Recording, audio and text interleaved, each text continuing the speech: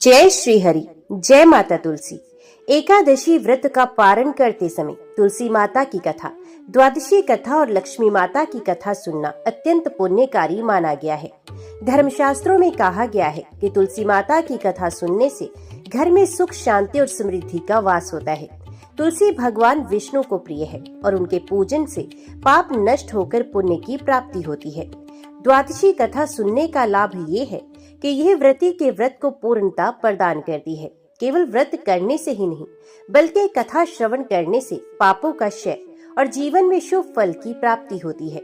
और जब माता लक्ष्मी की कथा सुनी जाती है तो घर में दरिद्रता का नाश होकर अन्न, धन और समृद्धि का आगमन होता है।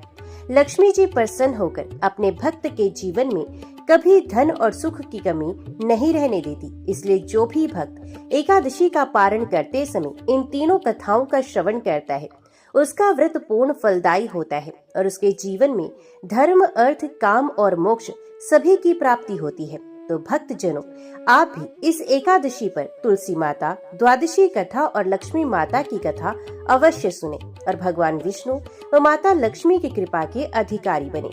जय श्री हरि। जय माँ तुलसी। जय माँ लक्ष्मी। ये भक्त जनों, अभी हम आपको सुनाने जा रहे हैं माता तुलसी और माता लक्ष्मी की एक ऐसी दिव्य कथा जो न केवल हृदय को भाव विभोर कर देती है, बल्कि जीवन में सुख, शांति और समृद्धि का मार्ग भी दिखाती है। इस कथा को अंत तक सुने और यदि आपको ये कथा पसंद आए तो कृपया चैनल को सब्सक्राइब भी अवश्य करें, वीडियो को लाइक करें और शेयर करें और कमेंट में जय माता तुलसी, जय माँ लक्ष्मी अवश्य लिखें। बहुत समय पहले की बात है। एक प्राचीन नगर था जहाँ धर्म और नीति का पालन करने वाले लोग रहते थे। नगर के बीचों बीच एक भव्य विष्णु मंदिर था। उस मंदिर में प्रतिदिन आरती, भजन और कीर्तन होते थे। मंदिर के चारों ओर सुगंधित फूलों की लताएं और हरी भरी तुलसी का बाग था। लोग मानते थे कि उस नगर की समृद्धि का कारण वही तुलसी वन और माता लक्ष्मी की कृपा है। उस नगर के राजा चंद्रसेन बड़े धर्मात्मा थे। वे सदैव भगवान विष्णु की उपासना करते और माता लक्ष्मी को प्रसन्न करने के लिए प्रतिदिन विशेष पूजन करवाते।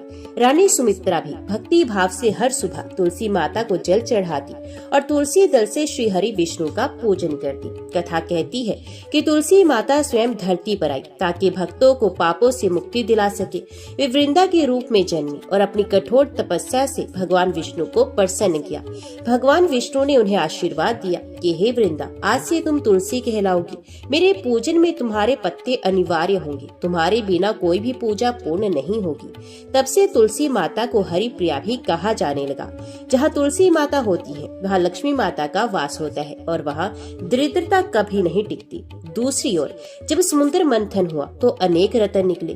उसी समय माता लक्ष्मी प्रकट हुई। वे रूप, लावण्य, वैभव और समृद्धि की देवी थी। सभी देवता और असुर उनका रूप देखकर चकित रह गए। माता लक्ष्मी ने भगवान विष्णु को पति रूप में स्वीकार किया और तब से वे सदा उनके साथ रहती है। लक्ष्मी माता ने घोषणा की, जहाँ धर्म होगा, जहाँ भक्ति होगी और जहाँ तुलसी का वास होगा, वहीं मेरा स्थायी निवास होगा। समय बीता और नगर में सुख शांति बनी रही। लेकिन एक बार राजा चंद्रसेन के राज्य पर भयानक संकट आ गया। पड़ोसी राज्य का राजा उनसे ईर्ष्या करने लगा और उसने युद्ध की घोषणा कर दी। युद्ध में राजा चंद्रसेन हारने लगे। सेना बिखर गई, सैनिक निराश हो गए। रानी सुमित्रा चिंतित थी कि कहीं उनके राज्य की समृद्धि नष्ट न हो जाए। रानी ने तुलसी माता के चरणों में जाकर प्रार्थना की कि हे तुलसी माता, हे हरि प्रिया, यदि आज आप हमारी रक्षा नहीं करेंगे तो हमारा वंश और हमारी भक्ति दोनों संकट में पड़ जाएंगे। उसी रात रानी को स्वप्न में माता लक्ष्मी और माता तुलसी का संयुक्त दर्शन हुआ। दोनों माताएं एक साथ प्रकट होकर बोली, हे सुमित्रा, तुम्हारी भक्ति से हम प्रसन्न हैं, भय मत करो। जो स्त्री तुलसी माता का पूजन करती है और लक्ष्मी का ध्यान करती है, उसका घर कभी निर्धन नहीं होता और उसके कुल की रक्षा स्वयं भगवान विष्णु करते हैं। तुम कल प्रातःकाल तुलसी दल से भगवान विष्णु की पूजा करो और दीपदान करो, तुम्हारा संकट अवश्य दूर होगा। सुबह होते ही रानी ने स्नान कर विधि पूर्वक तुलसी माता को अर्घ्य दिया। तुलसी दल लेकर श्री हरि विष्णु का पूजन किया और लक्ष्मी माता की आराधना की। अद्भुत चमत्कार हुआ। राजा की सेना में नई शक्ति जागी। युद्ध भूमि में दुश्मन भयभीत होकर पीछे हट गए। राजा चंद्रसेन विजयी हुए। राजा ने समझ लिया कि यह विजय उनके बल से नहीं, बल्कि माता तुलसी और माता लक्ष्मी की कृपा से संभव हुई है। युद्ध में विजय के बाद राजा चंद्रसेन का राज्य पहले से भी अधिक समृद्ध हो गया। प्रजा सुखी थी, खेत खलिहान लहलहा रहे थे और हर घर में भगवान विष्णु का नाम गूंजता था। मंदिरों में तुलसी दल से पूजा होती और दीप मालाएं जलती। लेकिन जहाँ सुख समृद्धि होती है वहाँ ईर्ष्या भी जन्म लेती है। पड़ोसी राज्य का पराजित राजा चुप नहीं बैठा। उसने सोचा, जब तक इस राज्य से तुलसी का बाग और लक्ष्मी की कृपा नहीं हटेगी तब तक मैं चंद्रसेन को परास्त नहीं कर सकता। उसने षड्यंत्र रचा। कुछ दुष्टों को भेजकर तुलसी के बाग को नष्ट करने का प्रयास किया।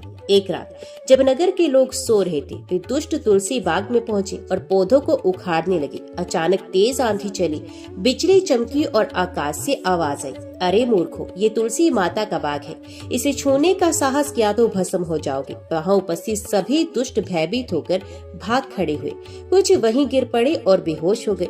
सुबह जब राजा चंद्रसेन और रानी सुमित्रा को ये समाचार मिला तो वे तुलसी माता के सामने नतमस्तक हो गए और कहा, माता, आपके होते हुए हमारा कोई शत्रु हमें हानि नहीं पहुंचा सकता।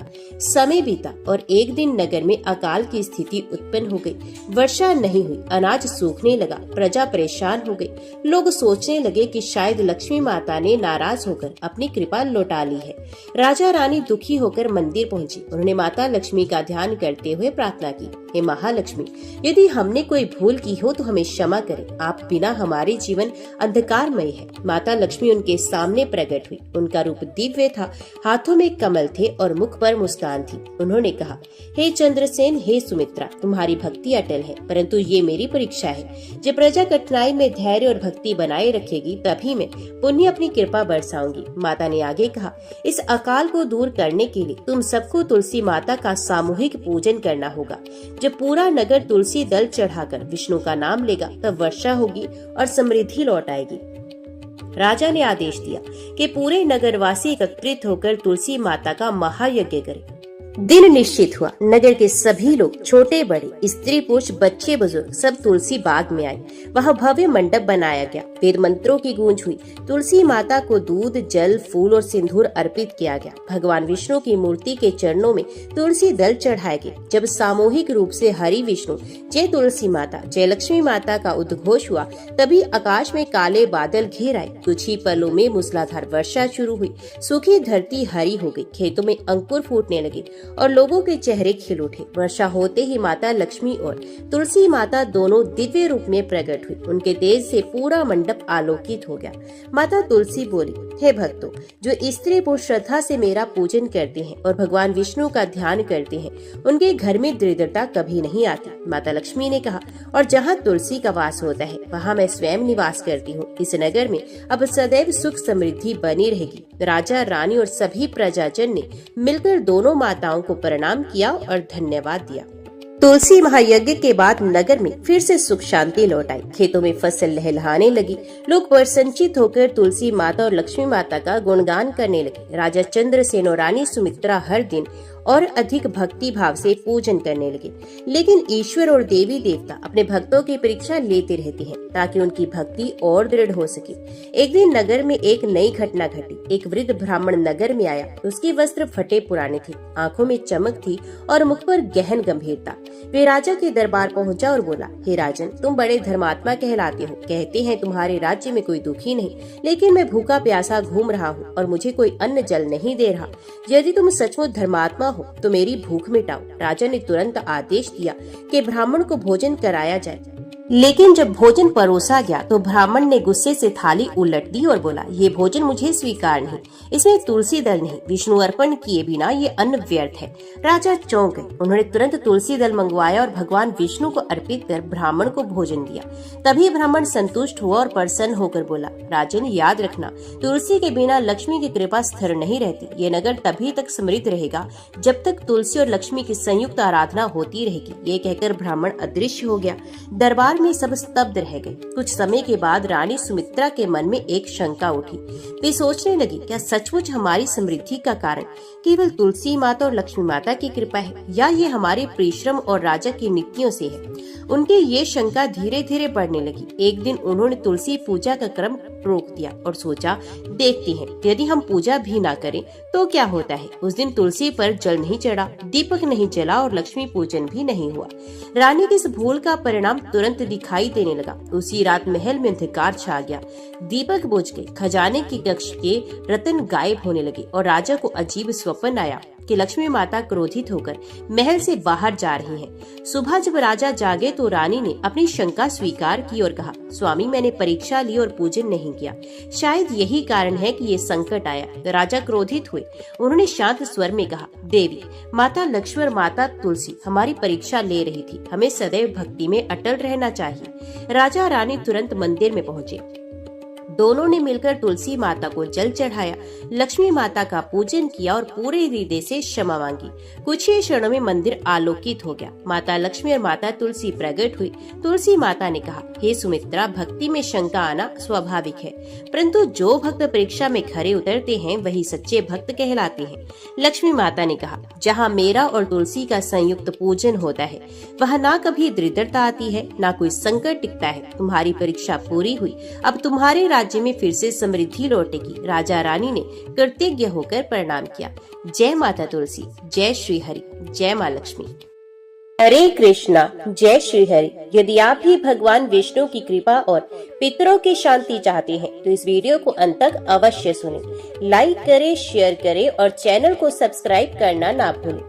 अश्विन मास महात्म्य के 12वें अध्याय में इंदिरा एकादशी व्रत के पारण की महिमा बताई गई है। पौराणिक कथा के अनुसार एक समय राजा युधिष्ठिर ने श्री कृष्ण से पूछा कि हे माधव, इंदिरा एकादशी के व्रत का पारण कैसे करना चाहिए और इसका क्या फल मिलता है। भगवान श्री कृष्ण ने उत्तर दिया कि हे धर्मराज, जो भक्त इंदिरा एकादशी का उपवास करते हैं उन्हें द्वादशी के दिन सूर्य उदय के बाद स्नान कर भगवान विष्णु का पूजन करके व्रत का पारण करना चाहिए। सात्विक भोजन से पारण करने पर न केवल व्रती का मन और शरीर पवित्र होता है, बल्कि उसके समस्त पाप नष्ट होकर वे विष्णु धाम को प्राप्त करता है। कथा में वर्णन है कि जो व्रती द्वादशी तिथि में तुलसी दल, दूध और फलाहार से पारण करता है उसे इंद्र लोक के समान दिव्य लोक की प्राप्ति होती है। वे पितरों को तृप्त करता है और कुल का उद्धार करता है। इसी कारण इस एकादशी को इंदिरा एकादशी कहा गया है। एकादशी व्रत पारण में द्वादशी की कथा सुनने से एकादशी व्रत का पुण्य कई गुना बढ़ जाता है। भगवान विष्णु की अनन्य कृपा प्राप्त होती है। पापों का नाश होकर जन्म जन्मांतर के बंधन कट जाते हैं। पितरों को शांति और तृप्ति मिलती है। जीवन में धर्म, अर्थ, काम और मोक्ष चारों पुरुषार्थ की प्राप्ति होती है। तुलसी माता की कथा सुनने से तुलसी भगवान विष्णु की प्रिया और पवित्रता का स्वरूप है। कथा श्रवण करने से घर परिवार में मंगल और शुद्धता आती है। रोग, शोक, दोष और बाधाएं दूर होती हैं। व्रत का फल 2 गुना होकर व्रती उसके परिवार को सुख समृद्धि देता है। तुलसी माता की कथा सुनने से संतान सुख और परिवार में दीर्घायु का आशीर्वाद मिलता है। इसी तरह लक्ष्मी माता की कथा सुनने से दरिद्रता और दुर्भाग्य का नाश होता है। घर परिवार में धन, वैभव और अन्न की वृद्धि होती है। लक्ष्मी माता की कृपा से कारोबार, खेती और रोजगार में उन्नति होती है। दाम्पत्य जीवन में प्रेम और स्थिरता आती है। व्रतधारी का जीवन समृद्ध और मंगलमय बन जाता है। एकादशी के पारण के दिन द्वादशी कथा, तुलसी माता की कथा और लक्ष्मी माता की कथा को सुनना व्रत को पूर्ण करता है। ऐसा करने वाले व्रती न केवल स्वयं के लिए पुण्य अर्जित करता है, बल्कि पितरों की तृप्ति, घर परिवार में सुख समृद्धि और अंततः विष्णु धाम की प्राप्ति का अधिकारी बनता है। धार्मिक ग्रंथों में वर्णन है कि एकादशी का व्रत करने वाले को तभी संपूर्ण फल मिलता है जब वे द्वादशी के दिन पारण करता है और कथा श्रवण करता है। यदि कोई केवल उपवास करे और पारण ना करे तो उसका व्रत अधूरा रह जाता है। इसलिए द्वादशी की महिमा एकादशी के समान ही महत्वपूर्ण है। भगवान विष्णु स्वयं कहते हैं कि हे भक्त, एकादशी व्रत के बाद द्वादशी का पारण करने वाला ही मेरा सच्चा प्रिय होता है। पुराने समय में अयोध्या में एक धर्मपरायण राजा रहते थे, राजा हरिश्चंद्र। वे सत्य के लिए प्रसिद्ध थे, लेकिन जीवन में एक समय ऐसा आया जब उन्होंने भीषण दुख झेला। राजा ने अनेक एकादशी व्रत किए, लेकिन द्वादशी पारण की महिमा को नहीं समझ पाए। वे केवल उपवास करके बिना कथा सुने ही दिन समाप्त कर देते थे। धीरे धीरे उनके राज्य में दुर्भिक्ष आया, प्रजा दुखी हो गई, परिवार में कलह बढ़ गया और स्वयं राजा रोगों से घिर गए। निराश होकर राजा तप करने के लिए जंगल में चले गए। वहां उन्होंने एक महात्मा को देखा। महात्मा ने कहा कि राजन, तुमने अनेक एकादशी की, लेकिन द्वादशी कथा और पारण का महत्व नहीं समझा। यही कारण है कि तुम्हें पूर्ण फल की प्राप्ति नहीं हुई। यदि तुम द्वादशी की कथा श्रद्धा से सुनोगे और पारण करोगे तो समस्त कष्ट दूर हो जाएंगे। महात्मा ने राजा को ये कथा सुनाई कि बहुत समय पहले सतयुग में सुधर्मा नामक ब्राह्मण रहता था। वह अत्यंत निर्धन था, परिवार भूख से तड़पता था। एक दिन एक संत उसके घर आए। संत ने कहा कि वत्स, यदि तुम जीवन को सुखमय बनाना चाहते हो, एकादशी का व्रत करो और द्वादशी के दिन पारण की कथा सुनो। सुधर्मा ने वैसा ही किया। एकादशी का उपवास किया और द्वादशी के दिन भगवान विष्णु की पूजा कर पारण किया। फिर संत द्वारा कही गई द्वादशी कथा सुनी। कुछ ही समय में उसके घर में अन्न धन की वर्षा होने लगी। उसके परिवार से रोग शोक दूर हो गए और वे विष्णु लोक को प्राप्त हुआ। ये कथा सुनकर राजा हरिश्चंद्र की आंखों में आंसू आ गए। उन्होंने अगली एकादशी का व्रत किया और द्वादशी के दिन विधि विधान से पारण कर कथा सुनी। चमत्कार हुआ, उनका रोग मिट गया, राज्य में समृद्धि लौट आई और प्रजा सुखी हो गई। भगवान विष्णु स्वयं प्रकट होकर बोले, राजन, जो भक्त द्वादशी की कथा सुनता है उसके सभी पाप नष्ट होते हैं, उसका व्रत पूर्ण होता है और अंततः वे मोक्ष को प्राप्त करता है। एकादशी व्रत का पूर्ण फल तभी मिलता है जब द्वादशी कथा सुनी जाती है। द्वादशी कथा सुनने से घर परिवार में शांति और मंगल होता है, पितरों को तृप्ति और आशीर्वाद मिलता है, रोग शोक संकट और दरिद्रता दूर होती है, भक्त को अंत में विष्णु धाम की प्राप्ति होती है। तो हे प्रिय भक्तों, यही है द्वादशी की महिमा। जो श्रद्धा से द्वादशी कथा सुनता है वे भगवान विष्णु की कृपा पाता है और जीवन में कभी अभाव नहीं देखता। अंततः एकादशी के पारण दिवस पर ये कथा अवश्य सुने और सुनाए। प्रिय भक्त जनों, अभी हमने द्वादशी कथा सुनी। अब आइए सुनते हैं तुलसी माता की अद्भुत कथा, जो हर एकादशी और एकादशी व्रत के पारण के समय सुनना अत्यंत शुभ माना गया है। पौराणिक कथा के अनुसार बहुत समय पहले धर्मध्वज नामक राजा और उनकी पत्नी मधुपति ने कठोर तपस्या की। उनकी तपस्या से प्रसन्न होकर स्वयं माता लक्ष्मी ने उनके घर जन्म लेने का विचार किया। कुछ समय के बाद उनकी पुत्री जन्मी, जिसका नाम रखा गया वृंदा। वृंदा अत्यंत रूपवती और पतिव्रता स्वभाव की थी। वे भगवान विष्णु की अनन्य भक्त थी। बाद में वृंदा का विवाह असुरराज जलंधर से हुआ। जलंधर महाशक्तिशाली था और देवताओं पर विजय प्राप्त करने लगा। उसकी शक्ति का रहस्य था वृंदा का अटूट पतिव्रत धर्म। देवताओं ने भगवान विष्णु से प्रार्थना की। भगवान ने अपना मायावी रूप बनाकर वृंदा की तपस्या को भंग किया। जब वृंदा को सत्य का ज्ञान हुआ तो वे दुखी होकर भगवान विष्णु को श्राप दे बैठी। हे भगवान विष्णु, आपने मेरे पतिव्रत धर्म को तोड़ा है, इसलिए आप शालिग्राम शिला रूप में पूजे जाओगे। फिर उन्होंने अपने प्राण त्याग दिए। उनकी देह से एक अद्भुत पौधा उत्पन्न हुआ, जिसे आज हम तुलसी के नाम से जानते हैं। भगवान विष्णु ने कहा कि हे वृंदा, आज से तुम तुलसी के रूप में सदैव मेरे साथ रहोगी। तुम्हारे बिना मेरी पूजा अधूरी होगी। जो भी भक्त तुलसी पत्र अर्पित करेगा वे मेरे परम धाम को प्राप्त करेगा। इसी कारण तुलसी को विष्णु प्रिया कहा जाता है। कहा गया है कि जो भी एकादशी व्रत के पारण में तुलसी पत्र का उपयोग करता है और तुलसी कथा को सुनता है, उसका व्रत पूर्ण होता है। एक बार एक निर्धन ब्राह्मण दंपत्ति ने एकादशी का व्रत किया। उन्होंने उपवास तो किया, लेकिन पारण के समय तुलसी माता की कथा नहीं सुनी। कुछ दिनों के बाद उनके जीवन में संकट आने लगे। घर में कलह, धन की कमी और रोग फैलने लगे। दुखी होकर वे एक संत के पास पहुंचे तो संत ने कहा, वत्स, तुम्हारा व्रत अधूरा रह गया क्योंकि तुमने तुलसी माता की कथा नहीं सुनी। अब अगली बारी व्रत कर तुलसी कथा अवश्य सुनना। दंपत्ति ने वैसा ही किया। उन्होंने तुलसी माता की कथा सुनी और व्रत पारण में तुलसी पत्र भगवान विष्णु को अर्पित किए। चमत्कार हुआ, उनके घर में सुख शांति लौट आई, दरिद्रता दूर हो गई और संतान सुख की प्राप्ति हुई। तुलसी माता की कथा सुनने से व्रत का संपूर्ण फल प्राप्त होता है। परिवार में सुख शांति और संतोष बढ़ता है। संतान सुख और दीर्घायु का आशीर्वाद मिलता है। दरिद्रता और रोग शोक दूर होते हैं। तुलसी माता की कृपा से पितरों को भी तृप्ति और मोक्ष मिलता है। तो प्रिय भक्त जनों, तुलसी माता केवल एक पौधा नहीं, वे भगवान विष्णु की प्रिया और पवित्रता का स्वरूप है। इसलिए हर एकादशी व्रत पारण में तुलसी पत्र का महत्व है और तुलसी माता की कथा का श्रवण अनिवार्य है। जो श्रद्धा से तुलसी कथा सुनता है उसके जीवन से संकट दूर होते हैं और उसे भगवान विष्णु की अनंत कृपा की प्राप्ति होती है। जय माँ तुलसी, जय श्री हरि। तो प्रिय भक्त जनों, द्वादशी कथा और तुलसी माता की कथा सुनने के बाद अब आइए सुनते हैं धन, वैभव और सौभाग्य की देवी माता लक्ष्मी की पावन कथा। प्राचीन समय में देवताओं और असुरों ने मिलकर क्षीर सागर का मंथन किया। उस मंथन से अनेक दिव्य रत्न और अमृत निकले। इसी मंथन से एक दिव्य तेजस्वी देवी प्रकट हुई जिनका नाम था श्री लक्ष्मी। उनके प्रकट होते ही चारों ओर प्रकाश छा गया। देवताओं ने पुष्प वृष्टि की और सभी ने उनका स्वागत किया। लक्ष्मी माता ने भगवान विष्णु को पति रूप में स्वीकार किया और उन्हें वरमाला पहनाई। तभी से लक्ष्मी जी सदैव विष्णु भगवान के साथ रहती हैं। लक्ष्मी माता को श्री, समृद्धि, अन्नपूर्णा और धन वृद्धि के अधिष्ठात्री देवी कहा गया है। जहाँ लक्ष्मी जी का वास होता है वहाँ दरिद्रता, कलह और अभाव नहीं टिकते। इसलिए एकादशी व्रत के पारण में लक्ष्मी कथा सुनना अनिवार्य माना गया है। कई सौ वर्ष पहले एक गांव में सुदामा नामक ब्राह्मण रहता था। वे बड़ा ही निर्धन था। उसके घर में न अन्न था, न वस्त्र, न ही धन। उसकी पत्नी और बच्चे अक्सर भूखे सो जाते थे।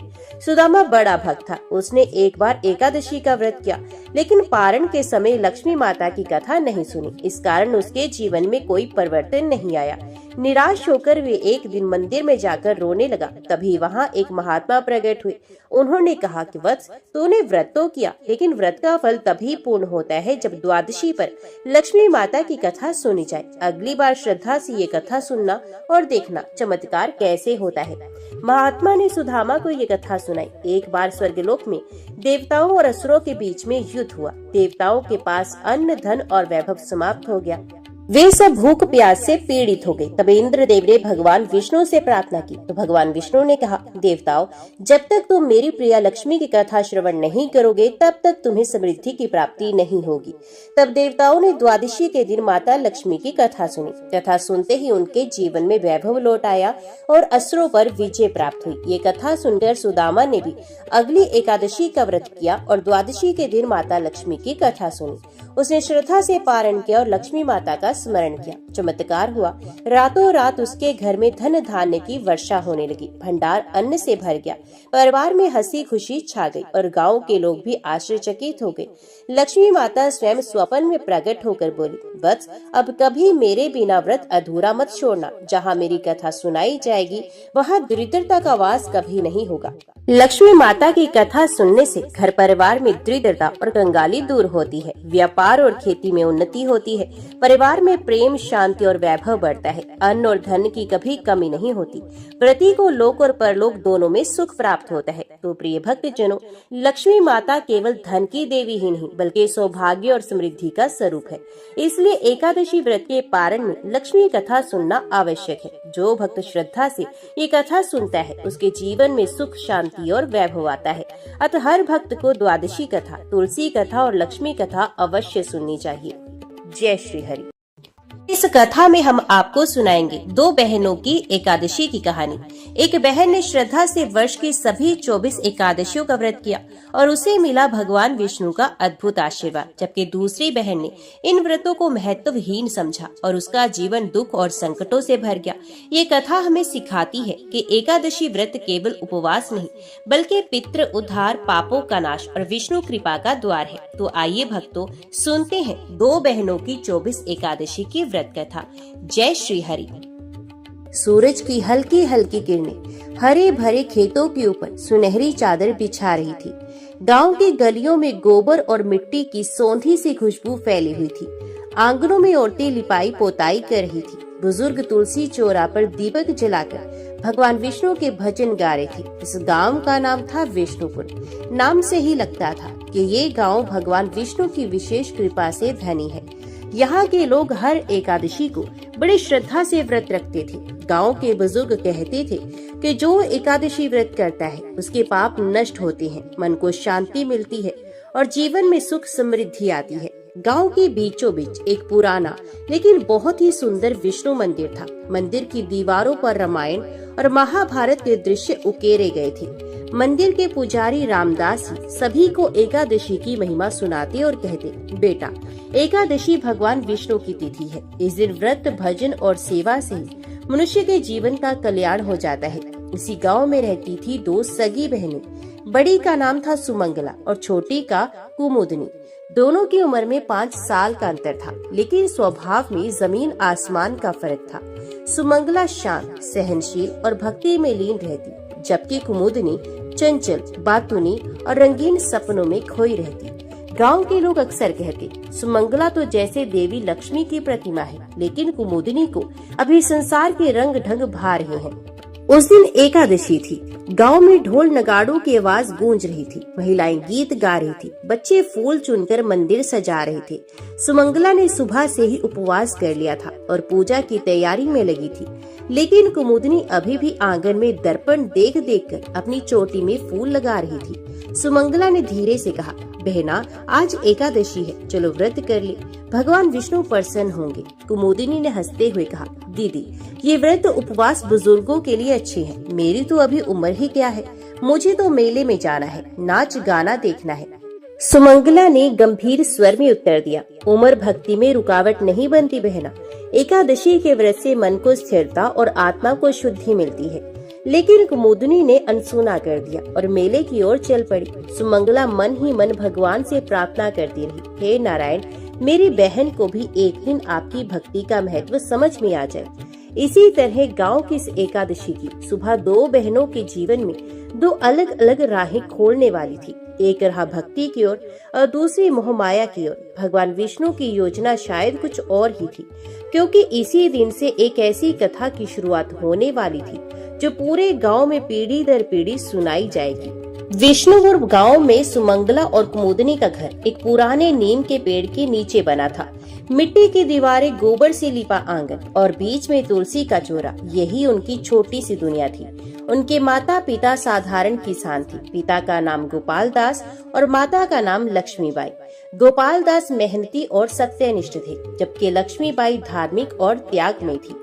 सुमंगला बचपन से ही शांत स्वभाव की थी। जब अन्य बच्चे खेल कूद में मस्त रहते, वे मंदिर में जाकर दीप जलाती, पुजारी की मदद करती और भजन गाती। गांव की महिलाएं अक्सर कहती, बिटिया, सुमंगला में तो साक्षात माता लक्ष्मी का वास है। सुमंगला का मन हमेशा दूसरों की सेवा में लगा रहता। वे सुबह जल्दी उठकर आंगन में झाड़ू लगाती, तुलसी पर जल चढ़ाती और फिर खेत में माता पिता का हाथ बटाती। उसे नई नई चीजों की चाह नहीं थी, उसकी खुशी सिर्फ भगवान के चरणों में थी। कुमुदनी, छोटी बहन, बिल्कुल विपरीत स्वभाव की थी। वे सुंदर थी, आंखों में चमक और चेहरे पर मुस्कान रहती, लेकिन मन बहुत चंचल था।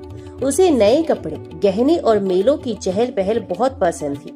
जब सुमंगला भजन गाती, तब कुमुदनी खेतों में तितलियां पकड़ती या सहेलियों के साथ हंसी मजाक करती। कुमुदनी को व्रत उपवास में कोई दिलचस्पी नहीं थी। एक बार लक्ष्मीबाई ने उसे निर्जला एकादशी का व्रत करने को कहा। उसने हंसते हुए कहा, माँ, मैं तो बिना पानी के आधा दिन भी नहीं रह सकती, भगवान मुझसे नाराज नहीं होंगे ना? लक्ष्मीबाई ने मुस्कुराकर कहा, बेटी, भगवान कभी नाराज नहीं होते, लेकिन व्रत से मन पवित्र होता है। कुमुदनी ने बस सिर हिला दिया और फिर खेल में लग गई। विष्णुपुर में साल भर कोई न कोई धार्मिक आयोजन होता रहता था। कभी रामायण पाठ, कभी भागवत कथा, तो कभी कीर्तन। सुमंगला हर आयोजन में आगे रहती, लेकिन कुमुदनी वहाँ सिर्फ तभी जाती जब कोई उत्सव में नाच गाना हो या मिठाई बट रही हो। गांव के बुजुर्गों ने कई बार गोपाल दास से कहा, भाई, बड़ी बिटिया तो धन्य है, लेकिन छोटी को संभालो, मोहमाया में फंस गई तो मुश्किल हो जाएगी। गोपाल दास हंसकर कहती, अरे अभी बच्ची है, समय आने पर समझ जाएगी। जब कुमुदनी 12 साल की हो गई, तब लक्ष्मीबाई ने कहा, बेटी, अब तू भी एकादशी का व्रत करना शुरू कर, यही हमारी परंपरा है। सुमंगला ने तुरंत हामी भर दी और पूरे मन से व्रत करने लगी। लेकिन कुमुदनी ने बहाना बनाया, माँ, मुझे तो पढ़ाई करनी है, खेत में भी जाना है और मेले की भी तैयारी करनी है। व्रत करूंगी तो ताकत कैसे रहेगी? लक्ष्मीबाई ने समझाया, बेटी, एकादशी में सिर्फ भोजन का त्याग नहीं, मन के विकारों का त्याग भी होता है। लेकिन कुमुदनी की आंखों में उस समय भगवान की भक्ति की जगह बस रंगीन दुनिया के सपने थे। सुमंगला को कभी अपनी बहन पर गुस्सा नहीं आता था। वे सोचती शायद एक दिन भगवान स्वयं कुमुदनी को अपनी ओर खींच लेंगे। उसे पता नहीं था कि आने वाले समय में एक ऐसी घटना घटने वाली है जो दोनों बहनों के जीवन को हमेशा के लिए बदल देगी, और उस बदलाव के केंद्र में होगी एकादशी की दिव्य महिमा। विष्णुपुर गांव में हर एकादशी का दिन किसी त्योहार से कम नहीं होता था।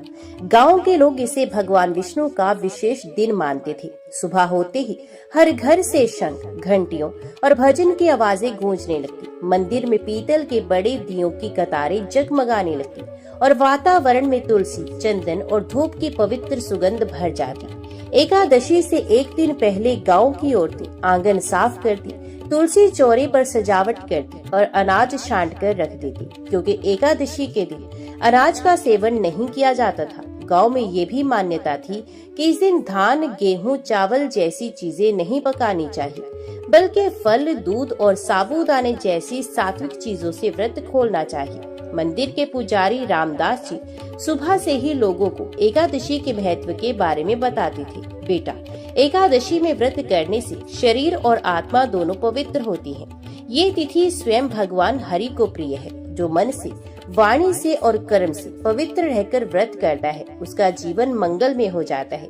सुमंगला ने सुबह ब्रह्म मुहूर्त में उठकर स्नान किया। उसने पीले रंग की साड़ी पहनी, माथे पर चंदन का तिलक लगाया और हाथ में तुलसी की माला ली। माँ लक्ष्मी बाई ने उसकी थाली में भगवान विष्णु के पूजन के लिए फूल, तुलसी पत्र, धूप, दीप और शंख रख दिया। सुमंगला पूरे मन से संकल्प लेकर बोली, हे नारायण, आज मैं आपके चरणों में अपना मन, वाणी और कर्म अर्पित करती हूँ। मेरा ये व्रत आप स्वीकार करें। उसकी आंखों में चमक और दिल में शांति थी। दूसरी ओर कुमुदनी अभी दर्पण के सामने खड़ी होकर अपने बाल संवार रही थी। उसने चटक लाल रंग की चुन्नी ओढ़ी और पैरों में चांदी की पायल पहन ली। उसकी सहेलियां आकर कहने लगी, चल कुमुद, आज मेले में बहुत रौनक है, नए झूले लगे हैं। कुमुदनी ने तुरंत हामी भर दी। माँ ने उसे पुकारा, बेटी आज व्रत कर ले, भगवान की कृपा मिलेगी।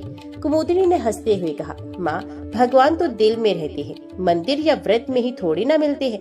मैं तो मेले से आकर उन्हें प्रणाम कर लूंगी। लक्ष्मी बाई ने सर हिलाया, लेकिन मन में चिंता हुई। मंदिर में भजन कीर्तन शुरू हो गया। ढोलक, मंजीरे और शंख की ध्वनि पूरे गांव में गूंज रही थी। सुमंगला मंदिर में जाकर सबसे आगे बैठ गई और मधुर स्वर में गाने लगी, हरे राम राम राम हरे हरे। उसके चेहरे पर भक्ति का तेज साफ दिख रहा था। भजन के बीच पुजारी जी ने एकादशी महात्म्य सुनाना शुरू किया। एक समय की बात है, राजा हरिश्चंद्र ने एकादशी व्रत किया था और सारे दुख दूर हो गए थे। भगवान विष्णु स्वयं उसके स्वप्न में आए और वरदान दिया। सुमंगला मंत्र मुग्ध होकर सुन रही थी, मानो हर शब्द उसके हृदय में उतर रहा हो। उधर कुमुदनी अपनी सहेलियों के साथ मेले में पहुंच गई। वहाँ मिठाई की दुकानों, खिलौनों और रंग बिरंगे झूलों का मेला लगा था। वे घंटों घूमती रही, चाट खाई, खिलौने खरीदे और हंसी मजाक में समय गुजार दिया। उसे पता ही नहीं चला कि दिन कब बीत गया। लेकिन शाम होते होते एक अजीब सी थकान ने उसे घेर लिया। मन में बेचैनी और सर में भारीपन महसूस होने लगा। उसने सोचा शायद धूप में ज्यादा घूमने से ऐसा हो रहा है। सुमंगला ने दिन भर भजन गाया और शाम को मंदिर में आरती में शामिल हुई। आरती के अंत में पुजारी जी ने उसे तुलसी पत्र और प्रसाद दिया। उन्होंने आशीर्वाद देते हुए कहा, बेटी, भगवान तेरी भक्ति देख रहे हैं, उनका आशीर्वाद सदा तुझ पर बना रहेगा। सुमंगला ने विनम्रता से सर झुकाया और भीतर से एक अनोखी शांति महसूस हो रही थी। उसी रात जब दोनों बहनें सो रही थी, सुमंगला ने स्वप्न में देखा कि भगवान विष्णु पीताम्बर धारण किए, चारों भुजाओं में शंख, चक्र, गदा और पद्म लिए खड़े हैं। उन्होंने मुस्कुराकर कहा, बेटी, तेरी भक्ति ने मुझे प्रसन्न कर दिया है। समय आने पर तेरी बहन भी मेरे चरणों की ओर आएगी। सुमंगला ने नींद में ही हाथ जोड़ दिए। उसे लगा भगवान की योजना अब शुरू हो चुकी है। भाद्रपद मास अब बीत चुका था और अश्विन मास की शुरुआत हो गई थी। गांव में खेतों में धान की फसल पकने लगी थी, लेकिन मौसम में अचानक बदलाव आ गया। आसमान पर घने बादल छा गए और कई दिनों तक मूसलधार बारिश होती रही। एक सुबह गोपाल दास खेत देखने गए तो देखा कि पानी इतना भर गया कि धान की आधी फसल डूब चुकी है। चेहरे पर चिंता की लकीरें साफ थी। वे घर लौटे और पत्नी लक्ष्मीबाई से बोले, इस बार फसल का आधा हिस्सा तो बर्बाद हो जाएगा। पता नहीं घर का खर्च कैसे चलेगा। ये सुनकर सुमंगला चुपचाप भगवान के सामने बैठ गई और प्रार्थना करने लगी, हे नारायण, आप ही हमारे सहारे हैं, कृपा करके हमें इस संकट से निकालिए। कुमुदनी ने ये सुना तो बोली, दीदी प्रार्थना करने से कुछ ना होगा, हमें काम बढ़ाना होगा, बाजार में चीजें बेचनी होंगी और कुछ नया सोचेंगे तो ही हालात बदलेंगे। सुमंगला ने शांत स्वर में कहा, काम तो हम करेंगे ही, लेकिन याद रख, भगवान की कृपा के बिना कोई प्रयास सफल नहीं होता। इसी बीच अश्विन शुक्ल पक्ष की एकादशी आने वाली थी। गांव के सभी लोग व्रत की तैयारी कर रहे थे। सुमंगला ने निश्चय किया कि वह इस एकादशी का व्रत पूरे नियम से करेगी और भगवान से अपने परिवार की मुक्ति के लिए प्रार्थना करेगी। माँ ने दोनों बहनों से कहा, इस बार तुम दोनों व्रत करो, परिवार के लिए अच्छा होगा। सुमंगला ने तुरंत हामी भरी, लेकिन कुमुदिनी ने फिर बहाना बनाया, माँ इतनी बारिश में बाहर जाना मुश्किल है और बिना खाए पिए मैं कैसे रहूंगी, मुझे तो काम भी करना है। लक्ष्मी बाई ने समझाया, बेटी व्रत सिर्फ भूखे रहने का नाम नहीं, ये तो मन और कर्म की शुद्धि का नाम है। लेकिन कुमुदिनी ने हंसकर टाल दिया। व्रत वाले दिन सुमंगला ने सुबह स्नान किया, पीले कपड़े पहने और मंदिर जाकर भगवान विष्णु के सामने दीपक जलाया। उसने पूरे दिन भजन किया, गरीबों को भोजन कराया जो माँ ने पहले से तैयार किया था, और शाम की आरती में शामिल हुई। वे मन ही मन प्रार्थना कर रही थी, हे प्रभु, हमारी फसल बचा लीजिए और मेरी बहन को भी अपने मार्ग पर ले आइए। उधर कुमुदनी बाजार गई थी ताकि कुछ चूड़ियां और रंगीन कपड़े बेचकर थोड़ा पैसा ला सके, लेकिन बारिश इतनी तेज हो गई कि रास्ते में उसका सामान भीगकर खराब हो गया। थकी हारी और निराश होकर वे घर लौटी। रात को सुमंगला ने स्वप्न में फिर भगवान विष्णु को देखा। उन्होंने कहा, बेटी तेरी भक्ति से मैं प्रसन्न हूँ, लेकिन तेरी बहन की परीक्षा अभी बाकी है, संकट उसे भी मेरे द्वार तक लाएगा, धैर्य रख। अगली सुबह अजीब तरह से बारिश रुक गई और धूप निकल आई। जब गोपाल दास खेत गए तो देखा कि जितनी फसल डूबने वाली थी उसमें से आधी बच गई। गांव के बुजुर्ग बोले, ये तो भगवान विष्णु का चमत्कार है। सुमंगला ने मुस्कुराकर भगवान को धन्यवाद दिया, लेकिन कुमुदनी के चेहरे पर अभी भी अविश्वास था। उसने मन ही मन सोचा, शायद ये तो मौसम का खेल है, इसमें भगवान का क्या काम। उसे नहीं पता था कि आने वाले दिनों में एक और बड़ी परीक्षा उसका इंतजार कर रही है, जो उसकी सोच को पूरी तरह से बदल देगी। अश्विन मास के बाद गांव में कार्तिक का महीना शुरू हो गया था। ये महीना धार्मिक दृष्टि से बहुत पवित्र माना जाता है। दीपावली, गोवर्धन पूजा, अन्नकूट और देवउठनी एकादशी जैसे पर्व इसी में आते हैं। गांव में चारों ओर दीपों की पंक्तियां सजने लगी थी, मंदिरों में विशेष सजावट हो रही थी और हर घर में भजन कीर्तन का माहौल था। लेकिन कुमुदनी का मन इन सब में कम और मेले बाजार की रौनक में ज्यादा लग रहा था। दीपावली के पहले हफ्ते में ही वे अपनी सहेलियों के साथ पास के कस्बे में लगने वाले बड़े मेले में जाने की तैयारी करने लगी। कस्बे का मेला दूर दूर तक मशहूर था। वहाँ दूर दराज के व्यापारी आकर कपड़े, गहने, खिलौने और मिठाइयाँ बेचते थे। कुमुदनी ने अपनी जमा पूंजी निकाल ली और माँ से कहा, माँ मैं मेले में जाकर कुछ नया खरीद लाऊंगी, घर के लिए भी चीजें ले आऊंगी। लक्ष्मी बाई ने हल्की चिंता के साथ कहा, बेटी मेले में भीड़ भाड़ रहती है, संभल कर रहना और कोशिश करना कि देवउठनी एकादशी के पहले वापस आ जाओ ताकि व्रत कर सको। कुमुदनी ने सर हिला दिया, लेकिन उसके मन में व्रत का कोई विचार नहीं था। वे बस मेले की रंगीनियों में खोना चाहती थी। मेले के दिन कुमुदनी और उसकी सहेलियां सुबह सुबह निकल गई, लेकिन आधे रास्ते में ही अचानक तेज आंधी और धूल का तूफान उठकर खड़ा हुआ। लोग इधर उधर भागने लगे, पेड़ की टहनियां टूटकर गिरने लगी। कुमुदनी और उसकी सहेलियां किसी तरह पास के एक ढाबे में जाकर छिप गई। तूफान थमने के बाद वे फिर मेले की ओर बढ़ी, लेकिन देर हो चुकी थी। कई दुकानें बंद हो गई थी और जो खुली थी उनमें भीड़ इतनी थी कि धक्का मुक्की हो रही थी। भीड़ में कुमुदनी की नजर एक सुनहरे हार पर पड़ी जो एक व्यापारी बेच रहा था। हार चमचमा रहा था और व्यापारी कह रहा था, ये असली सोने का है, लेकिन मैं इसे आधी कीमत में दे रहा हूँ। कुमुदनी ने बिना सोचे समझे अपनी सारी जमा पूंजी उसे दे दी और हार ले लिया। उसे लगा कि उसने बहुत अच्छा सौदा किया है, लेकिन जब वे घर पहुंची और माँ को हार दिखाया तो लक्ष्मी बाई ने ध्यान से देखकर कहा, बेटी ये सोना नहीं पीतल है, तुझे धोखा दे दिया गया। कुमुदनी का चेहरा उतर गया। वे गुस्से और शर्म से भर गई, लेकिन मन में सोचा, ठीक है, अगली बार समझदारी से खरीदारी करूंगी। इस सब चक्कर में कुमुदनी देवउठनी एकादशी का व्रत भूल ही गई। सुमंगला ने उसे समझाने की कोशिश की, बहन, एकादशी का व्रत करने से भगवान विष्णु का आशीर्वाद मिलता है, ये दिन बहुत विशेष है। लेकिन कुमुदनी ने थके हुए स्वर में कहा, दीदी अभी मेरा मन अच्छा नहीं, अगली बार करूंगी। उस रात कुमुदनी ने एक अजीब सपना देखा। उसने देखा वह एक सुनहरे महल की ओर जा रही है, लेकिन जैसी वे दरवाजे पर पहुंची, एक विशालकाय द्वारपाल उसका रास्ता रोक देता है और कहता है, तुम्हें अंदर जाने की अनुमति नहीं है, क्योंकि तुम्हारे पास भक्ति का दीपक नहीं।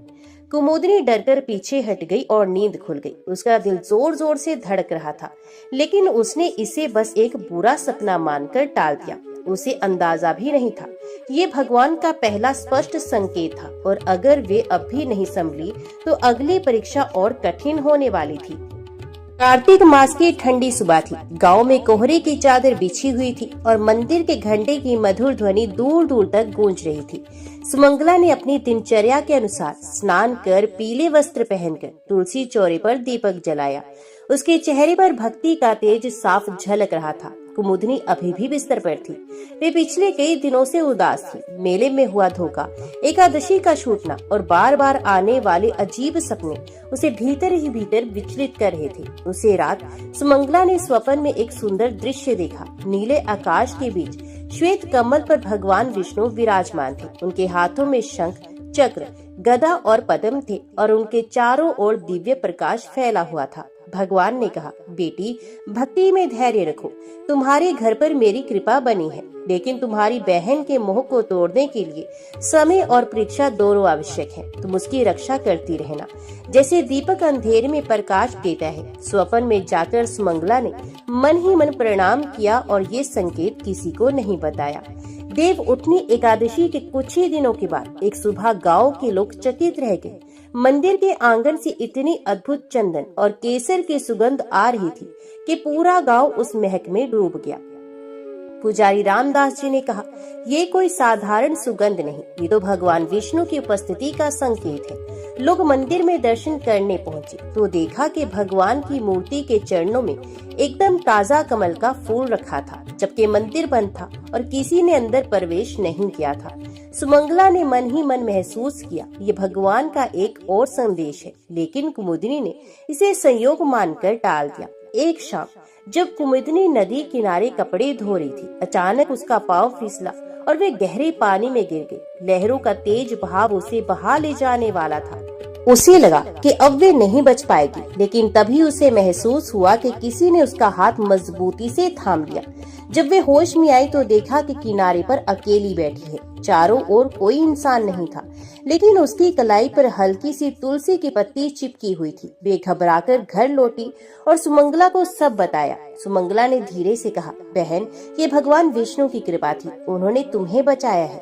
कुमुदनी ने कुछ जवाब नहीं दिया, लेकिन पहली बार उसके मन में ये विचार आया कि शायद दीदी सच कहती है। फिर भी उसका मोह पूरी तरह टूटा नहीं था। सर्दियों की ठंडी हवा में गांव की गलियां सुनसान हो चली थी। सुबह सुबह लोग अपने अपने खेतों की ओर निकल जाते और शाम को चूल्हों से उठती लकड़ी की महक पूरे गांव में फैल जाती। ऐसे दिनों में सुमंगला एकादशी के व्रत और भगवान विष्णु के नाम का जप करती थी। उसका मन शांति से भरा था, लेकिन कुमुदनी के भीतर बेचैनी थी।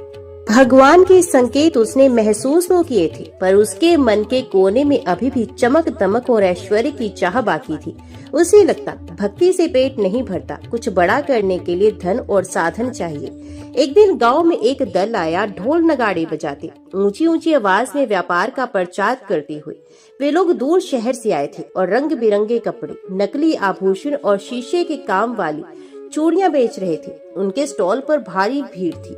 कुमुदनी भी भीड़ में शामिल हो गई। वे एक चमकदार मेला देखकर रुक गई। दुकानदार ने मुस्कुराते हुए कहा, ये माला पहनो तो सबकी नजर तुम पर ठहर जाएगी, सिर्फ 5 रुपए में ले लो। कुमुदनी को याद आया कि उसके पास इतने ही पैसे हैं जो सुमंगला ने उसे बचाकर रखने को कहा था, ताकि अगली एकादशी पर तुलसी और दीपक खरीदा जा सके। लेकिन उसके मन में लालच हावी हो गया। उसने बिना सोचे माला खरीद ली और घर लौट गई। सुमंगला ने माला देखी तो शांत स्वर में बोली, बहन, ये पैसे भगवान के लिए रखे थे। एकादशी पर इनसे दीप जलाना था। भगवान के नाम पर किया गया छोटा सा त्याग भी जीवन को बदल देता है। कुमुदनी ने हंसते हुए जवाब दिया, दीदी, भगवान को इन पैसों की क्या जरूरत, उनके पास तो सब कुछ है। मुझे भी कभी कभी अपने लिए कुछ चाहिए। सुमंगला ने और कुछ नहीं कहा, बस मन ही मन भगवान से प्रार्थना की, हे नारायण, मेरी बहन को सही मार्ग दिखाइए। दिन बीतते गए और कुमुदनी मंदिर जाने से कतराने लगी। उसके समय का बड़ा हिस्सा सहेलियों के साथ गपशप और बाजार घूमने में निकल जाता। वे भजन संकीर्तन में भी कम दिखने लगी। कभी कभी रात को उसे वही सपना आता, सुनहरे महल का द्वार और पहरेदार का वही वाक्य, तुम्हारे पास भक्ति का दीपक नहीं। लेकिन अब वे इन सपनों को अनदेखा करना सीख गई थी। माघ मास की एक रात गांव में चोरी हो गई। चोरों ने कई घरों से अनाज और गहने चुरा लिए। कुमुदनी के घर से तो कुछ खास नहीं गया, लेकिन उसकी खरीदी हुई चमकदार माला भी गायब हो गई। वे दुखी होकर बोली, दीदी, सब मेहनत बेकार हो गई। सुमंगला ने धीरे से कहा, बहन, जो चीज भगवान के आशीर्वाद के बिना आती है वे टिकती नहीं। भक्ति का दीप जलाना ही सच्ची संपत्ति है। कुमुदनी ने इस बार भी बात टाल दी, लेकिन उसके मन में हल्की सी चुभन रह गई। उसे पता नहीं था वे चुभन आगे चलकर उसके जीवन को बदलने वाली है। फाल्गुन मास की ठंडी सुबह थी। गांव में हल्की हल्की धूप फैल रही थी और मंदिर से शंखनाद की मधुर ध्वनि सुनाई दे रही थी। सुमंगला ने स्नान कर भगवान विष्णु के चरणों में पुष्प चढ़ाए और एकादशी का व्रत शुरू किया।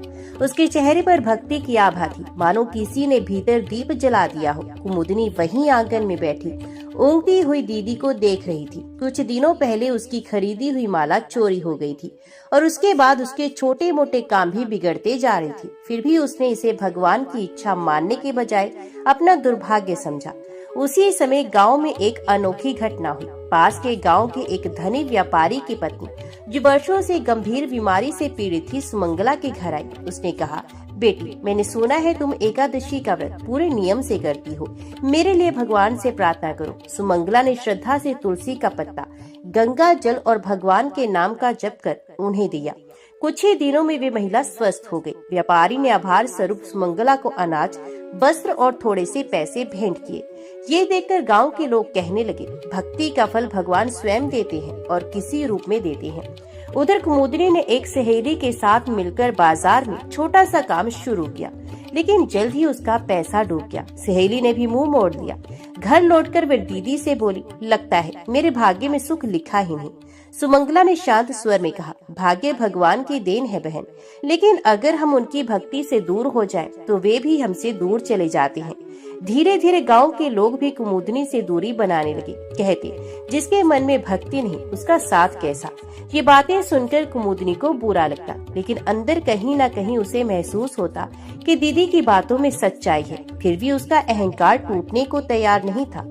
एक शाम जब गांव के सभी लोग मंदिर में एकादशी का संकीर्तन कर रहे थे, कुमुदनी अकेले घर में बैठी थी। अचानक उसे महसूस हुआ जैसे घर के आंगन में कोई खड़ा है। बाहर आई तो देखा तुलसी चौरे पर दीपक जल रहा है, जबकि उसने वहां दीपक रखा ही नहीं था। उसके मन में एक अजीब सी शांति उतर आई। पहली बार उसने सोचा, क्या मैं सच में भगवान से दूर हो चुकी हूँ? अब आषाढ़ मास की एकादशी का दिन था। सुबह से गांव के मंदिर में तुलसी, गंगा जल और फूलों की सुगंध फैली हुई थी। शंख घंटे की आवाज चारों दिशाओं में गूंज रही थी। गांव की औरतें नए वस्त्र पहनकर, माथे पर चंदन तिलक लगाकर भगवान विष्णु के दर्शन के लिए निकल रही थी। कुमुदनी अपने घर के आंगन में बैठी थी। आंखों के सामने पिछली एकादशियों के दिन तैर रहे थे। दीदी का प्रसन्न चेहरा, मंदिर का दीप मालिका से जगमगाता दृश्य और वह खुद भीड़ से दूर भक्ति से कटती हुई। पिछले कई महीनों से उसने देखा था कि सुमंगला ने कितनी कठिन परिस्थितियों में भी व्रत और सेवा नहीं छोड़ी। कभी घर में अनाज कम पड़ गया तो खुद उपवास करके दूसरों को खिला दिया। कभी ठंड में भी नदी किनारे स्नान करके तुलसी चौरे पर दीप जलाया। कुमुदनी सोचने लगी, क्या इसी त्याग और भक्ति के कारण दीदी को भगवान की कृपा मिलती है। एक रात कुमुदनी ने स्वप्न में वही सुनहरा महल देखा, लेकिन इस बार द्वार पर खड़े पहरेदार ने कहा, तुम्हें प्रवेश का अवसर फिर दिया जा सकता है, अगर तुम अपने भीतर का दीपक फिर से जला लो। जागने पर उसका दिल धड़क रहा था, आंखों में आंसू थे। उसे एहसास हुआ कि उसने अपने अहंकार, लालच और उदासीनता से भक्ति का दीपक बुझा दिया था। सुबह सुबह वे दीदी के पास गई और बोली, दीदी मुझे माफ कर दो, मैंने भगवान से और आपसे दूरी बना ली थी। अब मैं फिर से एकादशी का व्रत करना चाहती हूँ। सुमंगला ने मुस्कुराते हुए उसकी आंखों में देखा और कहा, भगवान की ओर लौटने में कभी देर नहीं होती बहन। अगर नियत सच्ची हो तो वे हमें अपने आंगन में तुरंत बुला ही लेते हैं। उसी दिन से कुमुदनी ने पूरी निष्ठा से व्रत और पूजा शुरू कर दी। पहली बार उसने तुलसी चौरे पर दीप जलाते हुए अनुभव किया कि उसके मन का बोझ हल्का हो गया है। मंदिर में जाकर जब उसने भगवान के चरणों में प्रणाम किया तो आंखों में आंसू बह निकले, लेकिन इस बार वे पछतावे के नहीं बल्कि आनंद और कृतज्ञता के आंसू थे। श्रावण की एकादशी आई। गांव में जैसे कोई पर्व उतर आया हो। हर आंगन में गोबर से लिपे चौक, रंग बिरंगी अल्पनाएं और तुलसी चौरे पर झिलमिलाते दीप दिखाई दे रहे थे। मंदिर के शिखर पर नई ध्वजा लहरा रही थी और हवा में धूप बत्ती की सुगंध धुली हुई थी। सुमंगला और कुमुदनी दोनों ने आज संकल्प लिया था कि ये एकादशी पूरी श्रद्धा, संयम और प्रेम से करेंगी। सुबह से ही उन्होंने स्नान कर स्वच्छ वस्त्र पहनकर तुलसी पर जल चढ़ाया और मंदिर के लिए प्रसाद तैयार किया। जब दोनों बहनें मंदिर पहुंची तो गांव वाले हैरान हो गए, क्योंकि लंबे समय बाद सभी ने कुमुदनी को भी भक्ति के साथ देखा। वे दीदी के साथ प्रसाद की थाली थामे मुस्कान के साथ आगे बढ़ रही थी। जैसे ही दोनों ने भगवान विष्णु के चरणों में प्रणाम किया, मंदिर के गर्भगृह से हल्की सी सुनहरी आभा फैल गई। मालूम हुआ मानो स्वयं भगवान विष्णु ने अपने भक्तों के आगमन का स्वागत किया हो। शंखनाद और कीर्तन की ध्वनि ने पूरे वातावरण को दिव्य बना दिया। पूजा समाप्त होने के बाद पुजारी ने सबको बताया, आज रात मैंने स्वप्न में भगवान विष्णु को देखा। वे कह रहे थे, गांव में शांति, सुख और समृद्धि का समय आ गया है, क्योंकि यहाँ के लोग भक्ति में एक हो गए हैं। उसी दिन से गांव में अजीब परिवर्तन होने लगे। सूखा खेतों में हरी भरी फसल लहलहा उठी। बीमार लोग धीरे धीरे स्वस्थ होने लगे और कई गरीब परिवारों को रोजगार मिलने लगा। मंदिर से लौटते समय कुमुदनी ने सुमंगला का हाथ थाम लिया और कहा, दीदी मुझे भक्ति की राह दिखाने के लिए धन्यवाद। अब मैं कभी भी इस दीपक को बुझने नहीं दूंगी। सुमंगला ने प्रेम से उसे गले लगाया और कहा, हम दोनों बहनें अब भगवान की सेवा में जीवन बिताएंगी। यही हमारा सच्चा सुख है। उस दिन के बाद से हर एकादशी पर दोनों बहनें गांव के हर घर में जाकर तुलसी की महिमा और भगवान विष्णु की कथा सुनाने लगी। गांव के लोग भी इस दिन उपवास, भजन और दान पुण्य करने लगे और इस तरह दो बहनों की एकादशी भक्ति न केवल उनके जीवन को बदल दी बल्कि पूरे गांव को विष्णु कृपा से भर दिया। ओम नमो भगवते वासुदेवाय नमः।